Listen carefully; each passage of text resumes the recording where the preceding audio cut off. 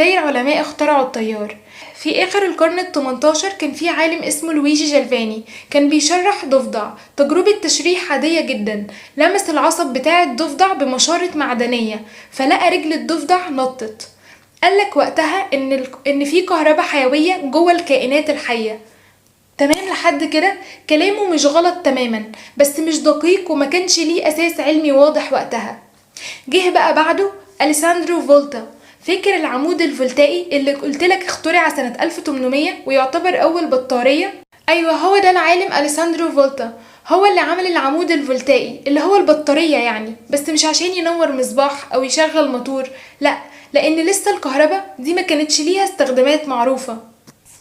لكن هدفه كان علمي، يثبت ان الكهرباء مش حيوية، مش جاية من اجسام الكائنات، ولكن نقدر نولدها من المعادن.